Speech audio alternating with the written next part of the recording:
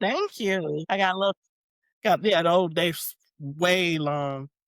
Like, I didn't expect to have them this long, but I guess I bought, um, the longer hair, so they don't wanna cut it when it's already pre-stretched, Mhm. 'cause then they have to try to, like, cut and just look Oh, weird, so yeah. I like it. Mom's actually Oh, still thinking about the wig situation. So we were talking about it the other day. I think she's gonna go through with it, mhm. but she also had a consultation. Oh, yeah, she did mention that too. She said she was thinking about going back to that, and the bottom line is, with our schedules and busy lives, we don't wanna fool with our hair. If I don't have to, That's how I got here. I can get a couple months out of this. I mean, they tell you shouldn't go longer than a month. Get mine kinda small. So, Well, I know a girl who on, like, TikTok, she can only keep brazen for, like, a uh, week. it's funny, I have, students like that who they'll have braids and they'll be like, and then next week have a whole completely different style. I'm like, but when you have somebody like a sister or something like that who do hair, I guess that's one of the perks. Yeah, yeah, when Heather was doing my nails, we were talking about that, um, 'cause she was, showing me some photos that the Mhm. girls sent her for, like, nails that they wanna get done, and I was like, "What are they gonna do in the real world when?" There is no such world. A world where TT don't do your nails? That is not. Well, I mean, the world exists when they Oh go off to yeah. college, and they don't live in Michigan. Well, college Who doing their create nails then? what's the saying, necessity is the mother of inventions. College life creates opportunities for you to really lean into the whole DIY. That's when you learn how to do a lot of stuff on your own that you were, paying for before, or somebody was paying for it Mhm. before. No, I can second that. I learned how to do a lot of stuff. I when I wanted to dye my hair, I messaged Jessica and was like, you've been dyeing my hair for me, but now I live in California and I want to keep this up." And had to have video calls of her showing me how to mix the dye and everything because I was not about to spend all this money. All right, let's Let me see if I get me back into my screen and let's get this audio going.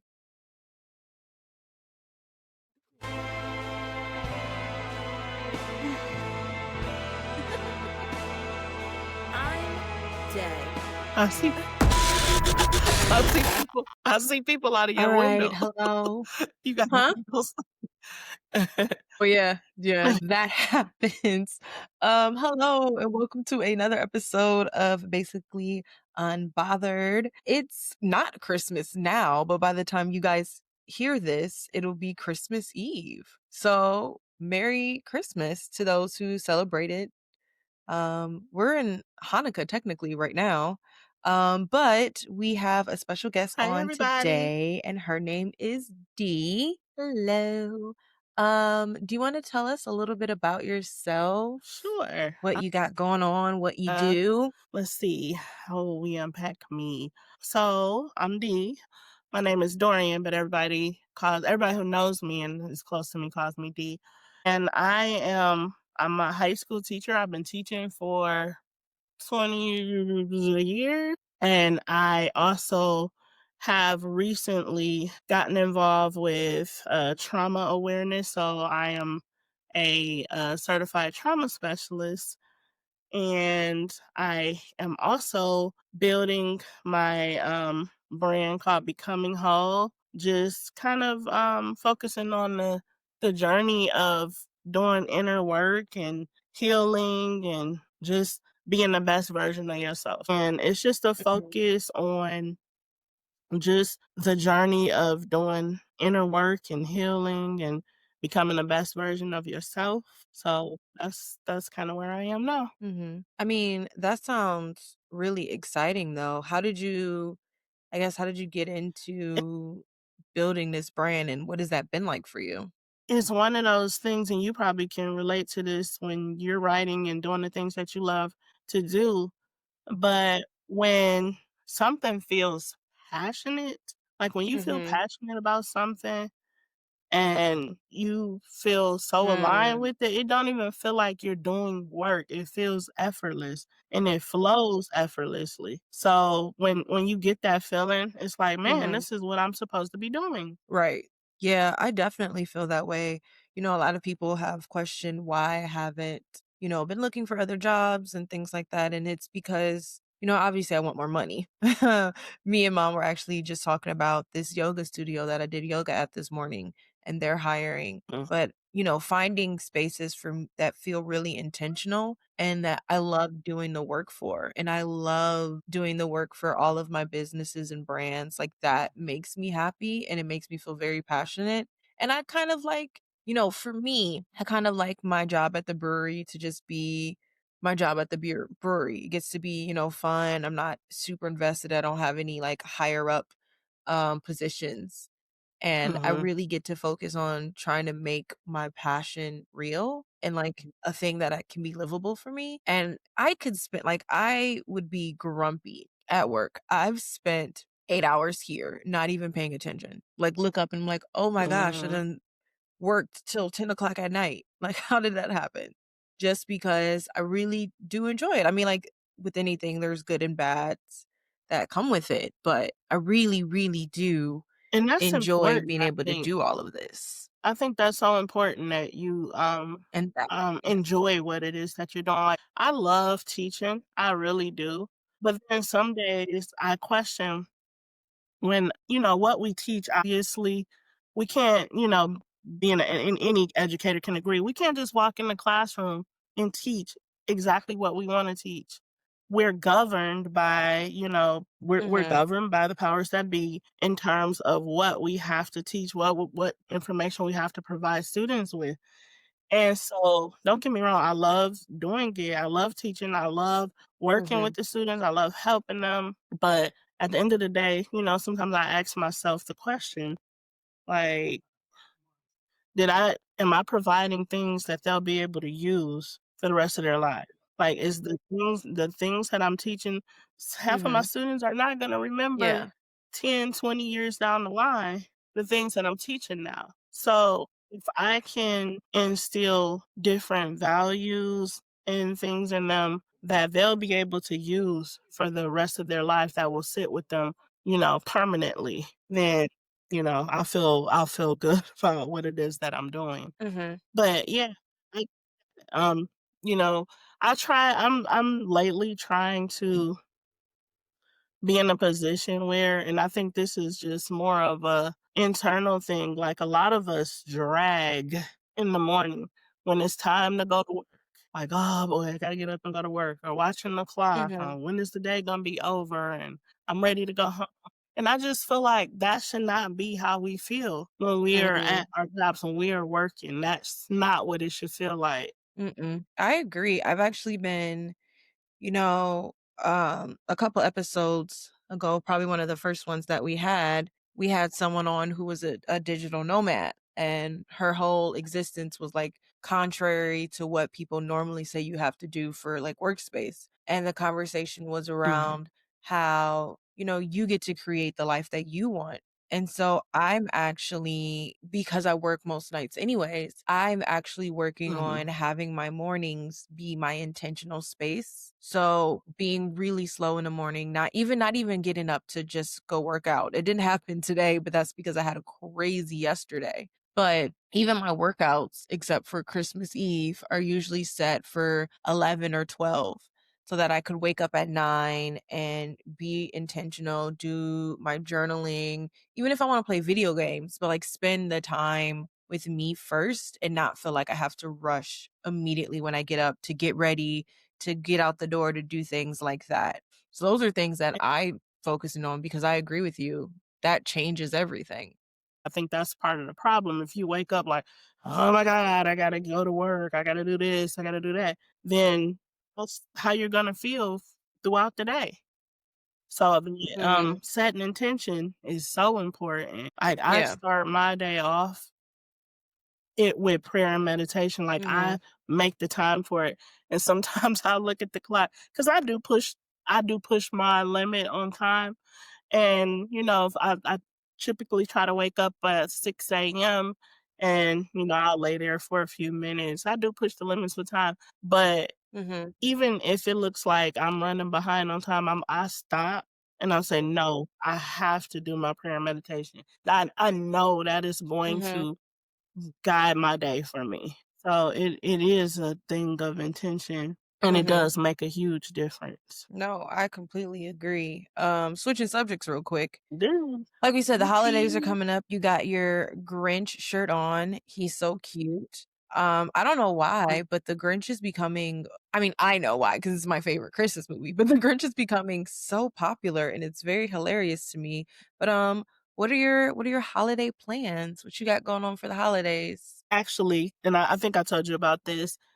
We actually decided to, the holidays being so close together and getting, you get caught up into the pomp and circumstance of them. Mhm. It becomes a lot sometimes. It doesn't feel like fun, but it Mhm. feels like work and pressure, and we don't want that. So my family decided Mhm.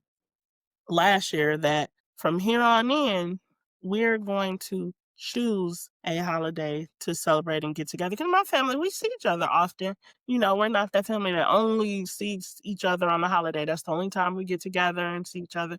So we try to get together as often as we can to spend time together. So we decided we're gonna pick one holiday. It's gonna either be Thanksgiving or Christmas and choose the holiday. So this Mhm. year it actually ended up being Christmas. We did our own thing for Thanksgiving. So we were trying to set it so Mhm. that on Christmas Day, we are all at our own homes in our own house. You can just stay in your pajamas. You don't have to go out. So we tried to plan something for Christmas Eve, but it didn't work because, a couple people have to work that day. So we're just gonna do it a few days after Christmas and have our big family celebration. So I'm kind of excited that we're doing it that way because I do want to stay Mhm. home in my PJs, and so me and Duman plan to we're just gonna kick back and stay in our pajamas and watch a few movies and just relax. I'm so jealous because that is what I wanted for Christmas, and my Christmas got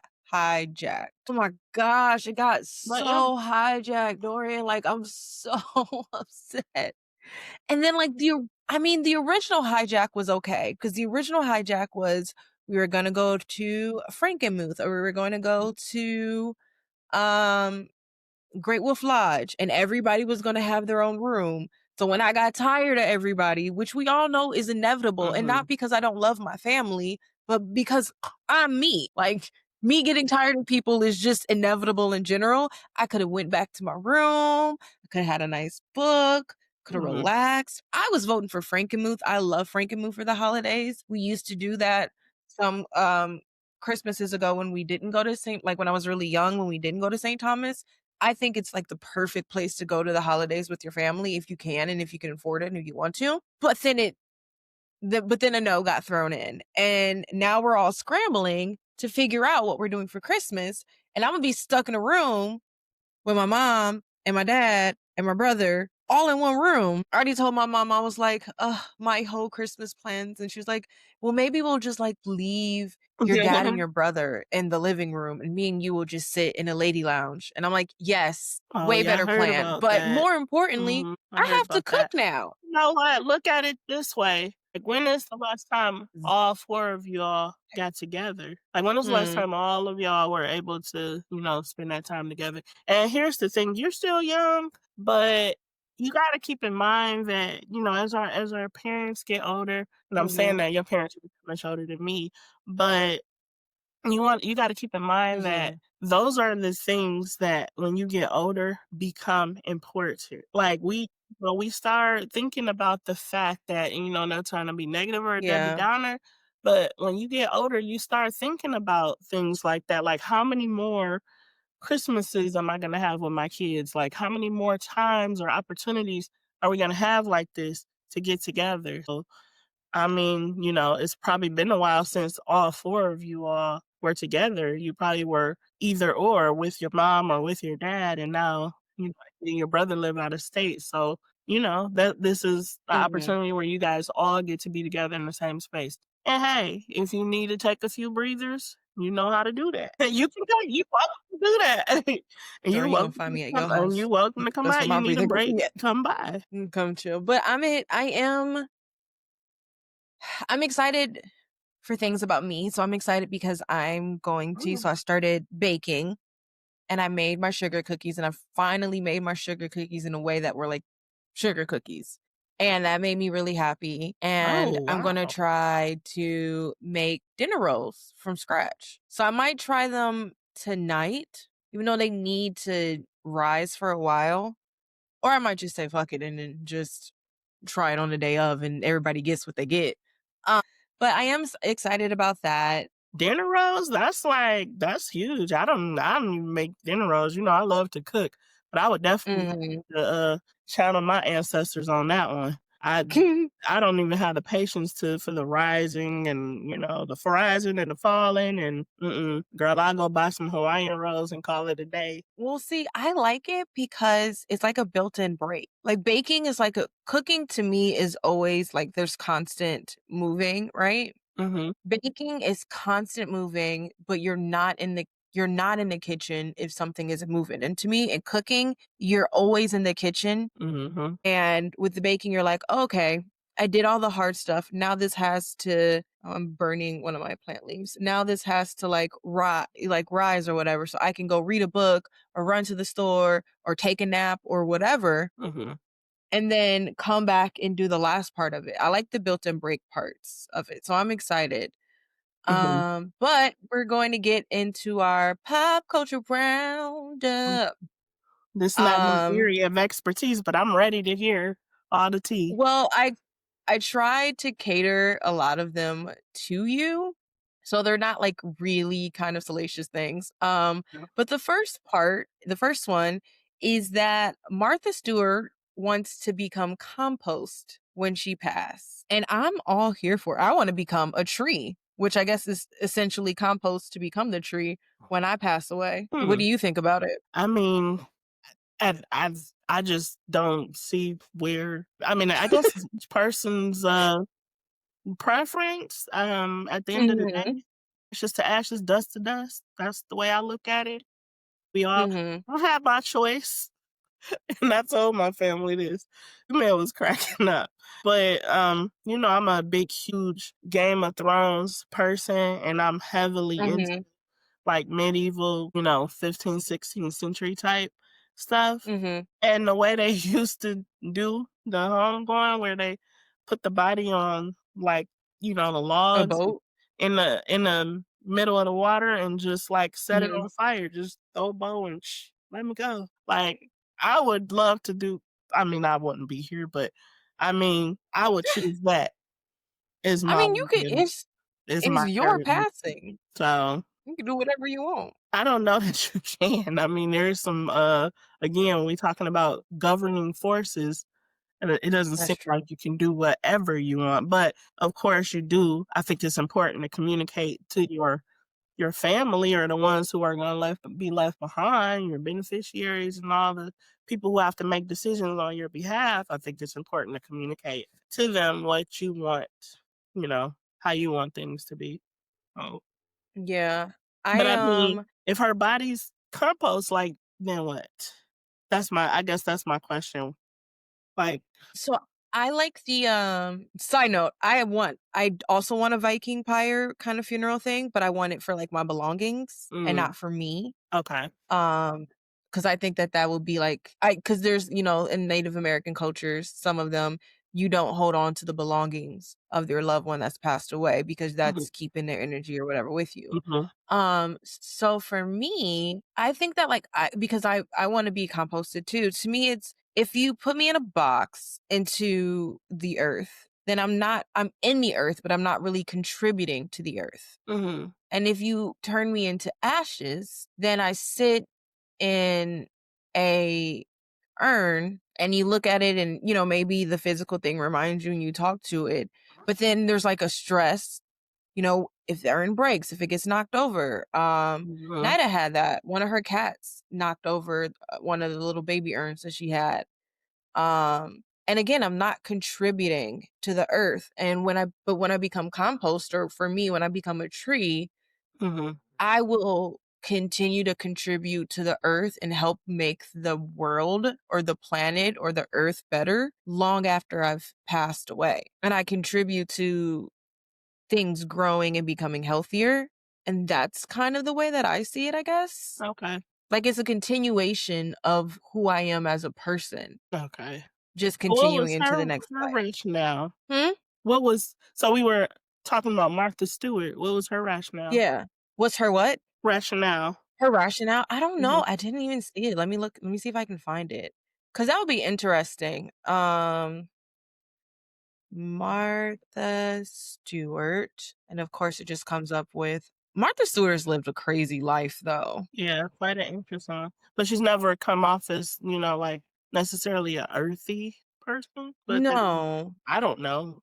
I don't know her like that. So She said during an interview that she's going to be composted. And she explains, when one of my horses die, we dig a giant hole really deep in one of my fields and we have a pet cemetery and the horse is wrapped in clean white linen sheets and very carefully dropped down into this giant lovely grave. I want to go there.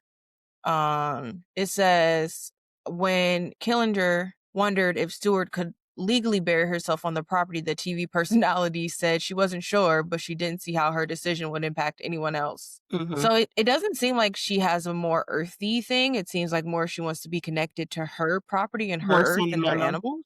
Mhm. Yeah.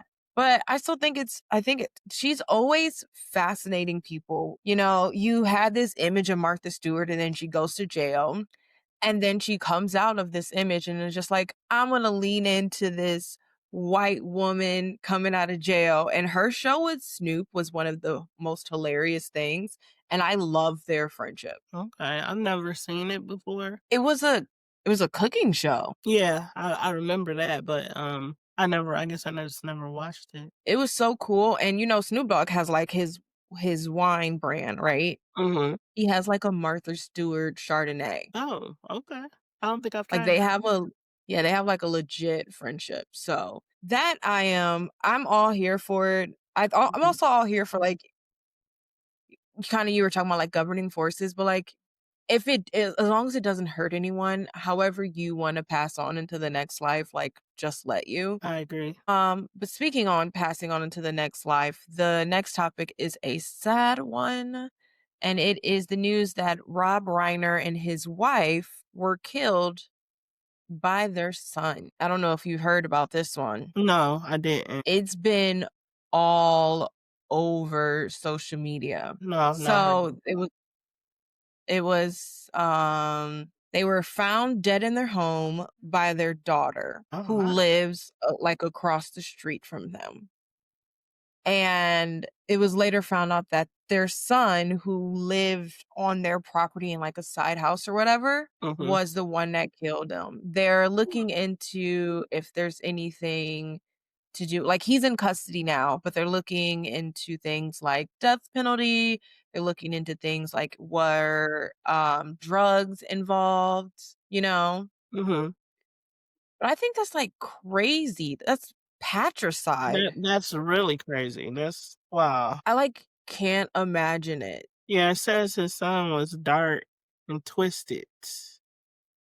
That's what Yeah, like I th I think him and his son were engaged in, like, film production together. I Mhm. read that his son had wrote a couple of screenplays, and I think I also saw something that they both had Hollywood stars, and now I think someone smashed his son Nick Reiner star if he had one. But I don't that is so scary to me to think about, That like, the is. concept, and I wonder, like, what has to happen In for your it to get brain, like yeah, like, what has to happen in your brain for it to get to that place? I mean, we talk about, like, the Menendez brothers mm, who murdered their parents, and they've been, like, a hot topic in true crime for so long, but what has to go on in the family, potentially, maybe, and or what has to go on in your own brain that you and I it was with a knife, that's which is such crazy. a personal weapon. A knife and obviously, like, I mean, that's suffering right there. Yeah.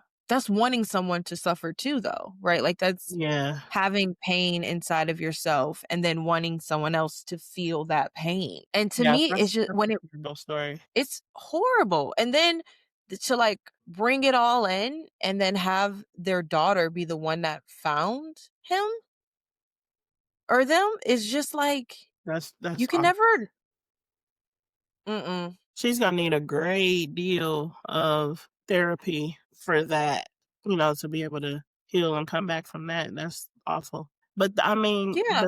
I know you said the son is in custody, but like it just makes you wonder, like, what kind of trauma did he go through Mhm. that would make what, like you said, what went wrong? Not even so much. I'm not even so much asking what did the parents do wrong or how did your parents wrong you that would make you want to take them out, but like what is happening in here? Mhm. Like, what kinda trauma has he had that would, I don't know what kinda I'm not that familiar, so I don't know what kinda films was he a producer? The So son? it looks No. like they were talking about how he used to intern with his father Mhm, um when he was younger. But he started working on homeless guy. Wow. It says that at one point he was homeless for a time mm, before he started working on Family Guy because he was struggling with sobriety. They mhm, always said that he had like a dark humor. You could tell that there was things that he was going on and he wasn't always in the best mental space. Um, but he worked for Family Guy. What else do I have going on here? Some of the people told him to get into comedy because of his dark humor. But they said that when he was working for Family Guy, Rob, his father, would mhm, drop him off and pick him up every day. mm. But I wonder, let me see, IMDb it. I wonder what like projects he worked on. Yeah, you just never know what people endure throughout their lives and how they internalize things, and that's why it's just so important to stay mentally and emotionally grounded. I agree. I think that, people really, really forget that importance. It said, so I guess he interned on Family Guy, but his credits for the most part go to writing the screenplay for Being Charlie, Mm, um, which is a would-be governor's addicted son goes down a rough road of rehab, fighting against recovery every inch of the way. So I could see how he wrote it. It's probably something that he probably felt in himself. But I think that, it's hard and there, everyone's like, well, what could the parents have done differently? And to me, sometimes there is something that could have been done mm-mm, differently. And to nope, me, sometimes there isn't mhm, because, like yep, if you're struggling with sobriety, if you're struggling with being sober and maintaining your life, you could if the parents were like, "All right, we're gonna cut you off until you get sober," people are gonna have something to say about that. yeah, If the parents are like, "We're gonna keep you in the house and just smother you," someone would have something to say about that. And at the end of the day, whether Nick Reiner had a rough childhood or whatever, one of the true crime podcasts I always listen to, they always say, "Feel sad for the child and not the adult." mhm, 'Cause as an adult, you still have the opportunity to make decisions and choices and say, "I'm not gonna do this or I'm not gonna do that no matter how my childhood was." And it doesn't break down in being that simple, but his decisions and his choices are on him, and I hope for healing for the whole family because I can't even imagine, mhm, and especially, for the daughter because she's lost her parents and she has to deal with the fact that her brother is the one that did it, That's that's not an easy thing to come to terms with. yeah, But interestingly, because I'm just looking up the past. I wonder if he married his mother or if he married Rob Reiner's wife because he's had two different marriages. oh, I see what you're saying. And I know that for some people that doesn't change things, but to me it kind of does. But Getting off of a sad topic and into a happy topic, not to just cut it off, but sometimes you just have to like not continue to go down Yeah, that we road. don't want our energy to marinate there, no. Mm-mm. No. Black Eyed Peas had a band birthday reunion. And Dorian, when I saw the picture, let me tell you the thoughts that went through my mind was like new album, new album, new album, new album, new album, new Mm. album. Yeah, I love Cause the Black Eyed Peas too. and then Black Eyed Peas with Fergie. I mean, I loved their um Latinx kind of album that they did. I really, really did. But Black Eyed Peas with Fergie is my childhood. Like, where would we be without a good Black Eyed Peas song? So what is the, tell me more about the reunion? They just had, they just had a like a dinner or something Mhm. to commensurate their band birthday anniversary things. So it wasn't anything like really serious. I just really like just the concept Yeah, of just being able to see I've them always back loved the, again, you know? Black Eyed Peas. I have, and their music just does something for me. So I was just kind of like, yay. The song The Band is Back in Town. But they didn't really do much, honestly. They were kind of more Yeah. into So just hanging what's your out. favorite one? But, What's your favorite Black Eyed it's Peas always song? sad. Mhm. Hmm? My favorite. If you had to pick. Well, that's hard. If you had to That's not fair. That's so complicated. Let me think. I would like had to I would like have to look up their So mine is "Imma Be," discography. and Imma tell you why. Because my one of my favorite songs in the whole world is "Can You Feel It" by the Jackson 5. So, Mhm, Imma Be when you listening to next time you listen to Imma Be, mhm, it almost gives that same vibe and feeling as "Can You Feel It." mhm. Okay. I've always loved Where's the Love. I think that that has always been like an iconic Black Eyed Peas song. And so for me, that one, I've always, okay, it's, we're just not gonna like me today. That's always been one of my favorite Black Eyed Peas songs. There's so many. I love Pump It. My Humps, I love. There's some like, um ones that people don't talk about, like Shut Up. I love Shut Up. I love Latin girls. Latin girls, Latin girls, Latin girls. What's You have a happening, girls? Well, I think one of the things I love about the Black Eyed Peas is that, they can go either direction, like, they can go for the sole purpose of partying and vibes and getting you turned, or when you in a mood where you just need Mhm. substance, artists can Mhm. provide both. Yeah. I agree. Mhm. They have been, and I like their evolution. I like how they, try to do more than just one thing. They never Mhm. try to stay in the same lane. They're always reinventing themselves. And that part I really, really do like. But onto the next topic. Sorry, I like saw a message and it was hilarious. Onto the next topic. It is You, Me, and Tuscany. We talked about this. The movie featuring, was it Ray Jean, and I got to say this right because people get mad at me. Bailey. Halle Yeah, Bailey. People are like, because I said Haley Bailey, and they're like, I thought it was Haley, but, I remember there being that uproar about with The Little Mermaid, and people were making comments like, "Well, why would Halle Berry be playing the mermaid?" But I remember that, yeah, some people do get the mixed up with as Bailey. But, yeah, and I can't even pronounce the guy actor's name, I just call him Cutie Pie.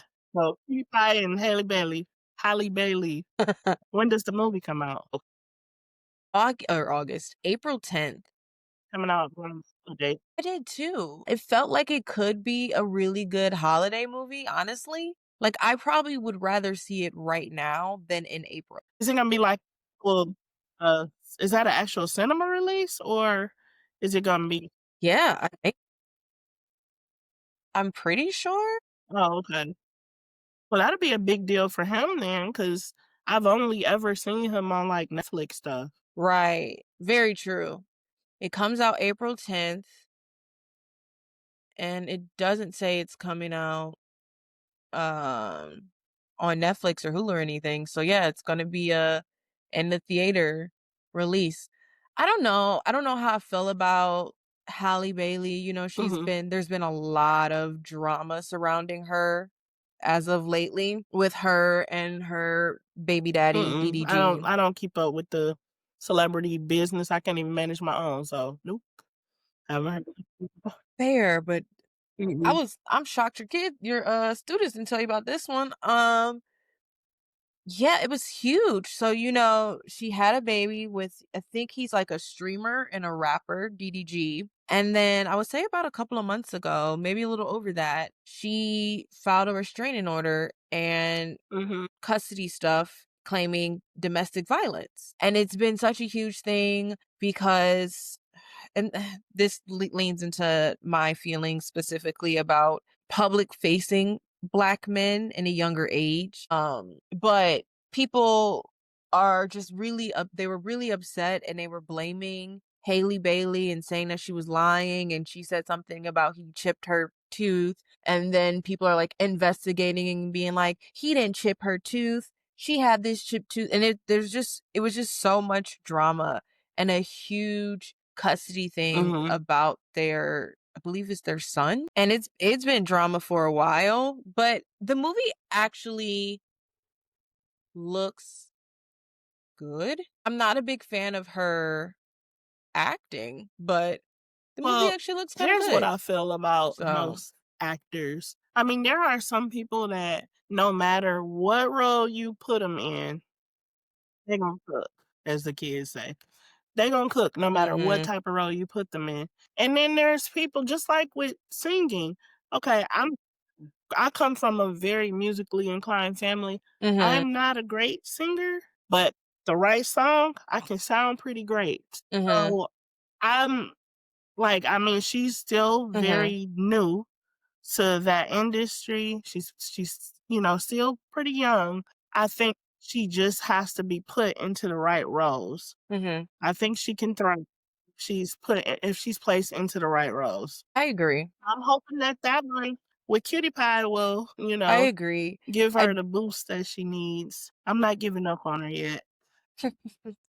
I'm hoping so too. I'm hoping that like this is the thing that works out for her, Mhm, and maybe rom-coms are her thing. A lot of celebrities are finding their space in the rom-com genre as it's being expanded upon again, because what's happening are that these books that mhm. people like me read are being turned into movies a lot right now because romance rom-coms as a book genre is having a big uprising right now.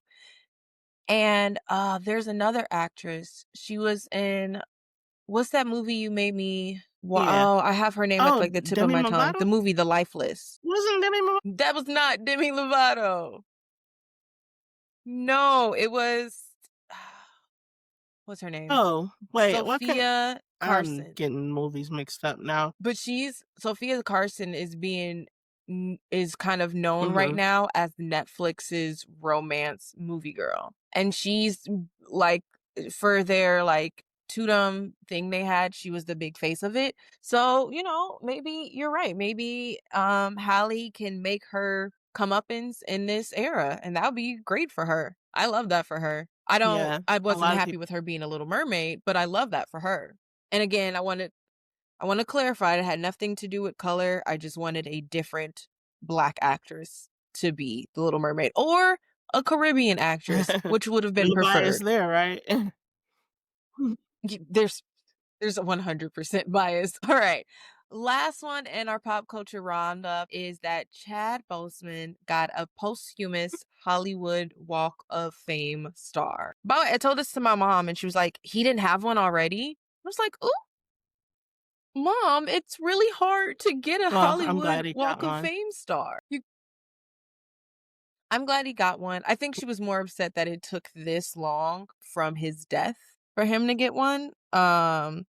And I mean, I Mhm. know that a lot of that sadly is politics, but I am glad that he got one. And honestly, I think back onto how people handle sickness and how people handle illness sometimes, and I think back onto how he handled it. And to me, I mean, I don't like it sometimes. Sometimes when you make your illness known, you're doing it so that you can Mhm. be a voice and help bring Mhm. awareness to it, but sometimes you're doing it to, like, milk it.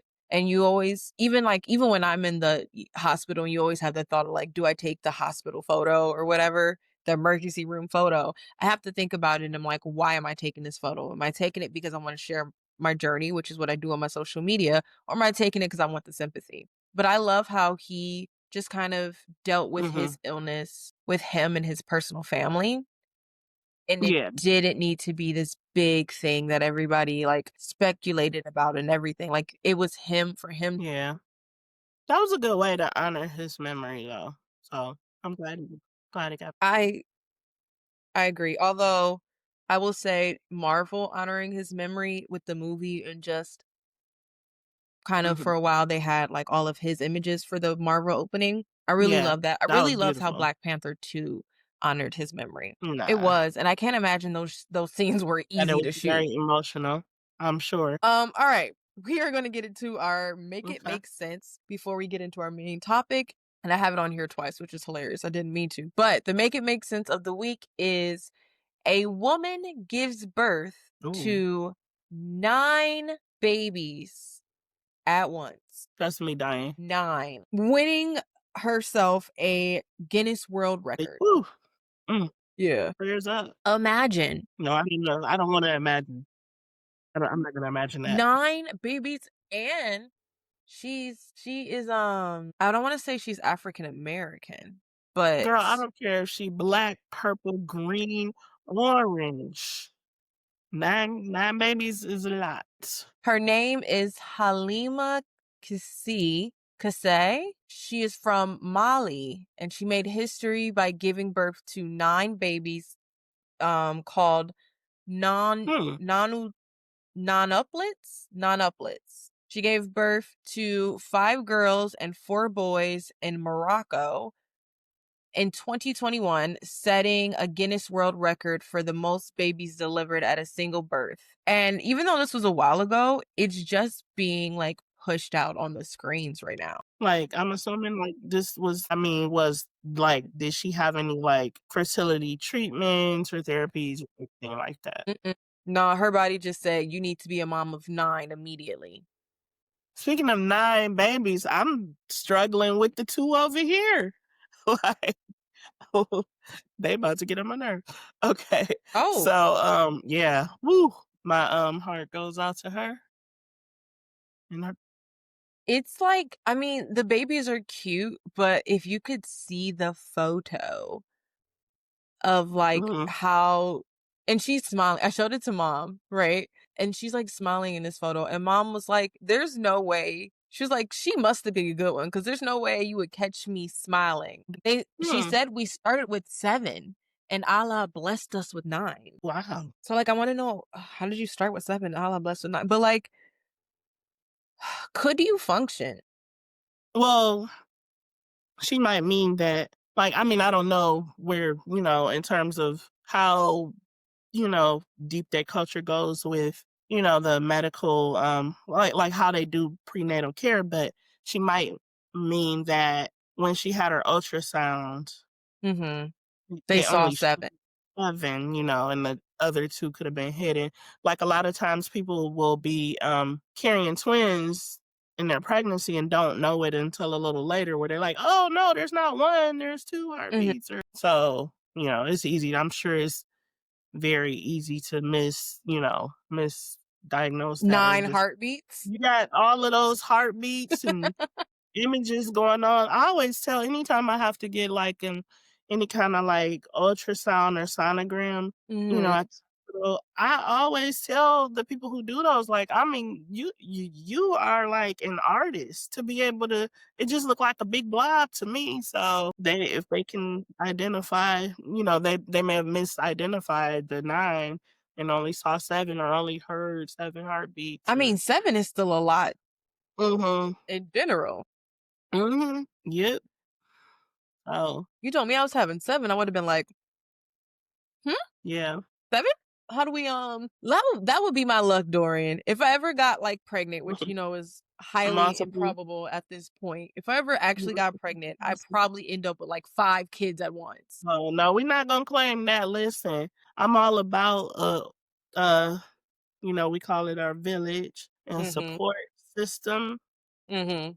but, yeah, we're You not not gonna support claim me if I have 5 babies at I will once? definitely support you, but, I mean, Imma be your best cheerleader, for real.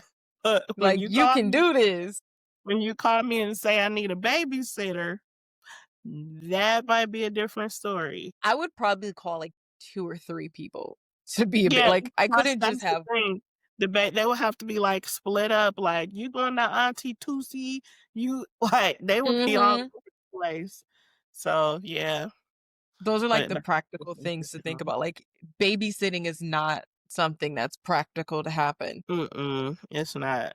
You just always grateful when you have people who, can help out and make it work for you. Yeah, there was a Disney movie, and it was, like, quintuplets, and she was an older sister, and her parents gave birth to, like, 5 babies, and so they were all, like, running around trying to figure it out, and it was about her life being forgotten about most of the time because of her Mm, siblings, and then, like, you got a built-in babysitter, but, like, that's the roughest sibling babysitting job ever. yeah, that is. I picked Oh, like, when I got old enough, I would pick the furthest away college possible. mhm, yeah. Yeah, I've always I guess that's sometimes you gotta do what you gotta do as a Mm, parent, but I just never thought that that was fair to make the, older kids be responsible for all of the littles that they didn't have. Those aren't their kids. I mean, it like does yeah, there's 2 sides. There's definitely 2 sides to it.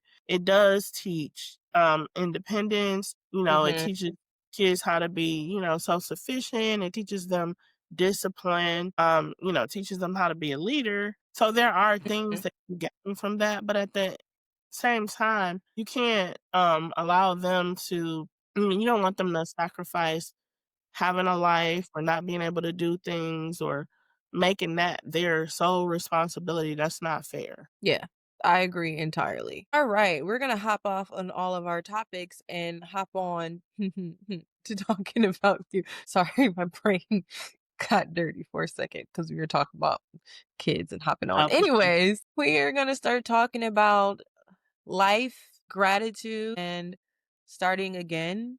I think that those are really great, especially in this season. Mhm. I think that a lot of people during the holiday season forget like what the spirit of it is, and you were kind of talking about that earlier about your family's really focusing on like not having the picturesque Christmas, but really getting to spend time with each other. And I think like leading in gratitude during the holidays is one of the best ways and not, it not being about the presents or the cookies or the gifts and things like that. So for you, what is that, you know, I know you've kind of gone on a journey recently and I don't Mhm. want to name your journey, but it was similar to like a journey of like self-discovery and, connecting yourself with your passions and everything like that. So before we get into all that, can you tell me a little bit more about that journey and what that looked like for you? So, I think that my journey just like really began with wanting to be happy and Mhm, always looking like, just looking around at certain circumstances and situations that I had going on, thinking like, man, I wish I can change this, or, mhm, why isn't this happening for me? Or, man, what do I got to do to have this? Or, um, so just really, I think that having to sit within myself, I separate myself from a lot of things, from a lot of people, um, mhm, just so I can sit with myself for a while. mhm, And I think in that journey, like it just made me go really deep. within and start reflecting, on things that I was doing that was causing some of the circumstances and situations and whatnot that I had going on. And Mhm. so, that's I guess that was the biggest part of my journey is to just look in the mirror and Mhm. see, like look in the mirror and really, dissect what, it's a word for, we call it excavation. Mm, Is that the right word that I'm using? I Like, it think was so. excavation of my soul. Mhm. Basically, really looking at what kinds of things that I was doing, what kind of habits, what kind of energy I was holding on to, what kind of thoughts, what kind of what was my belief, what was framed within my belief systems and all of that that was causing my life to, be what it was. Not that my life was a horrible thing, don't get me wrong. I'm Mm, not saying that I was in a bad space or a bad situation or circumstances. I think I was just in a space where I just felt stagnant. mhm. And then I had to really go in deep to figure out how to move out of that space of being stagnant. And so it's so funny when you say the word gratitude, which is a word that we hear very often now. Mhm. And it's not a word I heard often when I was younger, when I was growing up, but it's a word that you hear very often now. And I believe that to a lot of people, it is just that, a word. It's a word we throw around. I don't think that everybody truly understands what gratitude really is. So we say it, it's just like the whole concept of about think back to when you were little and you have a birthday party or somewhere something where you got presents and your parents tell you to say thank you to everybody, right? Mhm. Kid, that's not where your head is, right? Like you're Mm-mm. saying thank you because it's the thing that I'm supposed to do. So now I feel like you hear this gratitude, this word gratitude, and a lot of people really treat it like it's just that, just a word. Like, oh, this is the thing that I'm supposed to do is to have gratitude. And the truth is, it's not just a thing that you say, it's a thing that you feel. Like I feel like for gratitude to be really effective in your life, you have to feel it.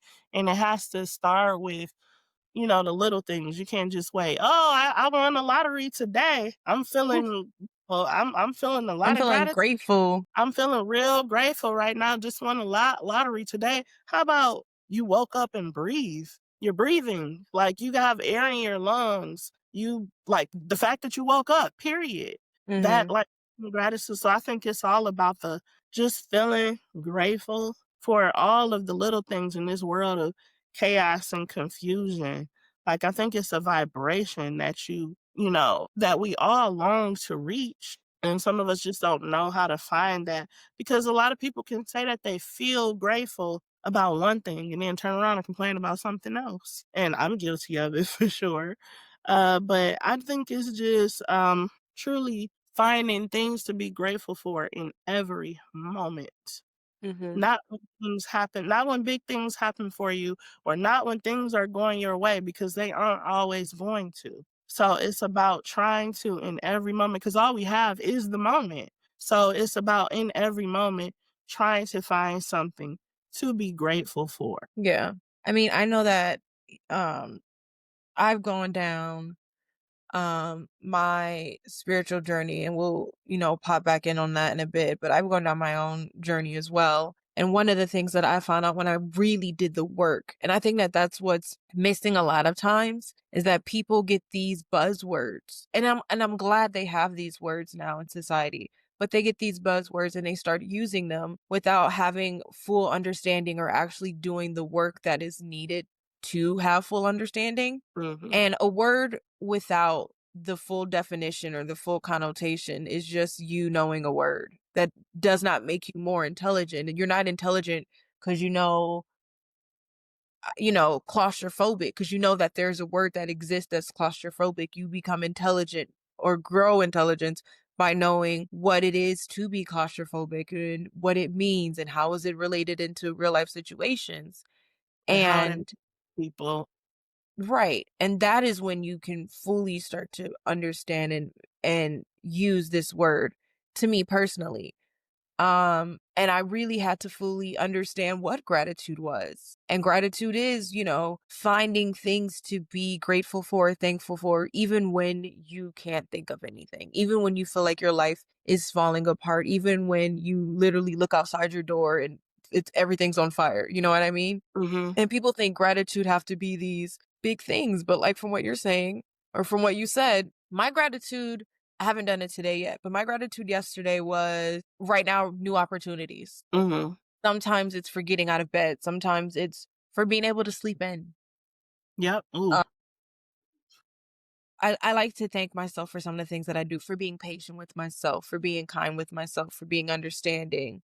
Sometimes even with others, for if I have a feeling, sometimes I'm grateful that I was able to process my feeling without having to put it on other people. It's a very internal thing, gratitude, and people externalize gratitude a lot. yeah, It's yeah, not about it's about the things that have made your life better and not necessarily the things and like emotional, spiritual things, not necessarily having more finances. I don't have any more finances than I did yesterday. Probably have a lot less.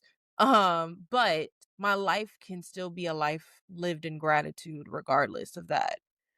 Um, but for your journey and leading all to this, was there like a moment or a feeling that you had that really kind of pushed you in this direction more? I think the feeling was, feeling the lowest that I ever felt, Mhm. and knowing, in my heart, in my spirit that that wasn't me. This isn't how I should be feeling. Like, Mhm. this ain't my portion. This is not where I wanna be. This is Mhm. not the, place I wanna unpack. Mhm. So, I knew I had to change something quick, fast, and in a hurry, and I knew that what I had to change had nothing to do with my external environment, Mhm. and it had everything to do with my inner self. And so I'm like, no, this isn't it. This ain't it. This is not where I want to be. This is not. Again, when I say not where I want to be, I'm not talking about physically. I'm not talking about financially or any of that. This is Mhm. not how I want to be feeling. This is not how I want to wake up feeling. I do not want to wake up in the middle of the night feeling unsettled. I don't care what people can give it scientific names, call it cortisol, call it stress. I don't care. I don't want to be feeling it.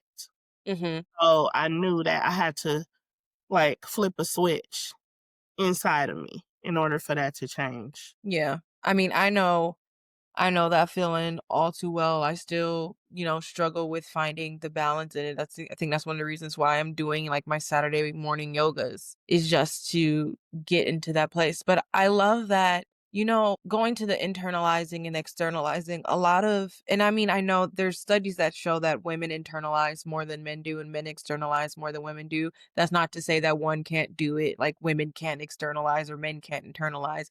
That's just kind of what is commonly known. But I think people in general, when their life falls apart, we externalize. Mhm.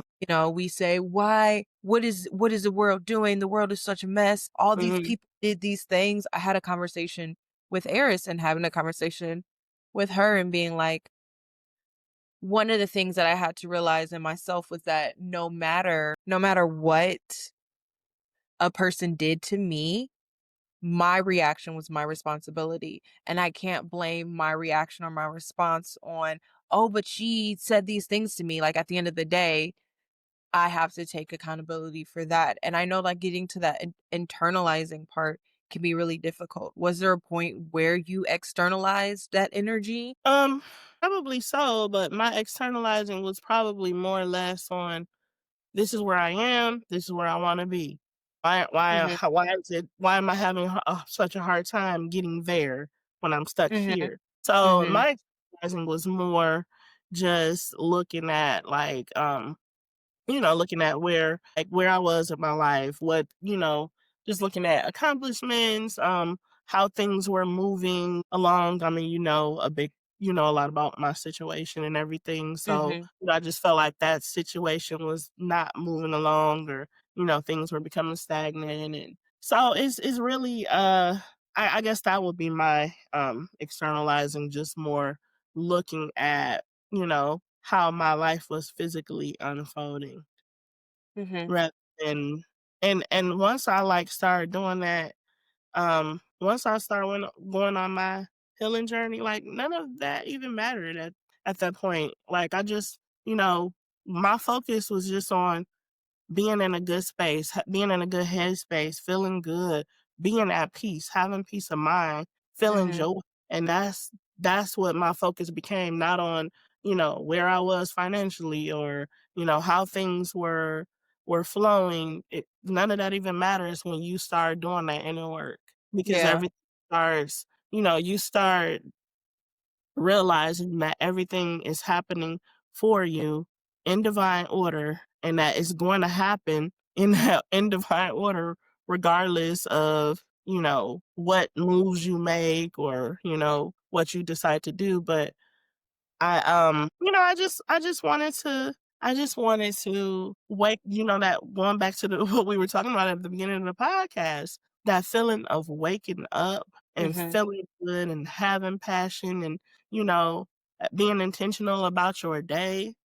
Mhm. Like, I just wanted to keep that momentum going in my life. Yeah. So I think that's a big part of I think that was a big part of my journey. So I know that you mentioned, like, you were talking about like prayer meditation, and sometimes people don't see how those two can blend. Last week, we had someone on here that was talking about bringing rituals or more spirituality into the real life and into the everyday life.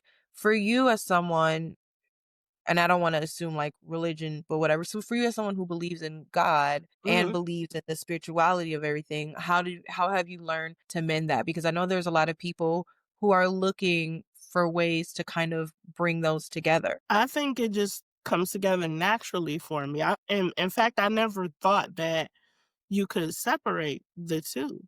Mhm. I think that me, for one, and before I even decided, okay, I need to do something about my relationship with myself, it Mhm. started with my relationship with God. And so I don't think, to be honest, the two for me is they're just not separate. They go Yeah. hand in hand. And so I've always believed in God, and I'm pretty sure I always will. Mhm. I mm, that has been a big, huge part in what has sustained me. Mhm. I love I that. imagine Um, would have lost it. yeah.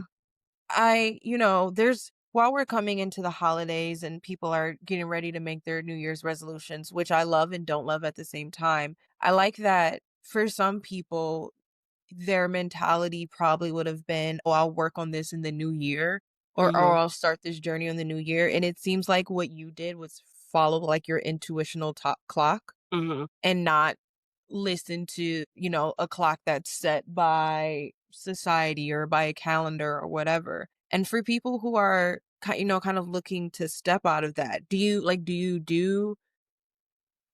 believe in New Year's resolutions? Is that something that you set intentions for, or do you kind of just now follow it through? So I do like fresh starts, and Mhm. with fresh starts, it allows you the opportunity to. I heard the best analogy the other day. I don't even remember what the post was about, but Mhm. this guy said, imagine you just got a new house or apartment or whatever type of Mhm. living space. And well, not even new. Let's just say the one you're living in already. So let's say you want new furniture. Would you just like have the furniture company deliver all of that new furniture without getting rid of all of the old furniture? Mhm. Otherwise, you just have furniture sitting on top of furniture, and you have a big cluttered mess. Mhm. So, do believe, like, while every day you can always work on becoming a better version of yourself, every day you can do something to be better. You can do something intentional to work towards your goals. And if you don't get everything done, If you don't accomplish everything that you set out to do in that day, it's okay, but you Mhm, did something. So I think every day we should be working on being a little bit better. But I always look at a new year as an opportunity to kind of declutter, get mhm. rid of old things to allow some new things to flow in. I've been really into trying to align myself a lot more with the seasonal vibrations. So we are by the time this episode has will have come out, we will have passed it, but right now we are coming up on the winter solstice. Mhm, And that is a time where you are kind of meant to, it's so interesting because the winter solstice is when you're supposed to relax. It's supposed to be when you kind of retreat into yourself, maybe not hermit like I like to do, but mhm, retreat into yourself, recuperate your energy. mhm. Yeah, A like a lot of hibernation. go into like hibernation. And it's the rest that you need to rebuild because you're also kind of supposed to be like rebuilding yourself at that time. And I find it interesting because that's the time when we set up these New Year's resolutions and they don't necessarily align with what the energy is going on around us. And I've been trying to align my energy with doing more manifestations and resolution during the spring equinox Mhm, because that is when things are supposed to be starting to be planted. So what I try to do now is I try to focus while I'm relaxing, rebuilding and everything, focus on things that I want my life to look like, but mhm, not necessarily, really sitting down and examining my year. What happened? What did I like? What didn't I like? All of those things for the winter solstice. And then when the spring equinox comes into it, starting to put those things in motion. mhm, And just trying to align myself a little bit more like that because to me it is setting yourself up a little bit for failure, especially if you live in places like Michigan where it's cold, immensely so in January and February, to try to convince yourself to start this new thing when your body is looking outside and be like, "Do you see what it looks like out here? I'm not doing that. I want to mhm. lay in my bed all day." Yeah. And so those are the things that I, for me, try to focus on. I do think that setting goals, resolutions, setting things that you want to bring in for the year or the cycle or whatever are really important, even if you don't follow through. Mhm, And I think that to me on the spiritual journey, that's one of the things that I've had to learn myself and that I've always tried to preach to other people is that you're not going to check off everything off this list. mm-mm.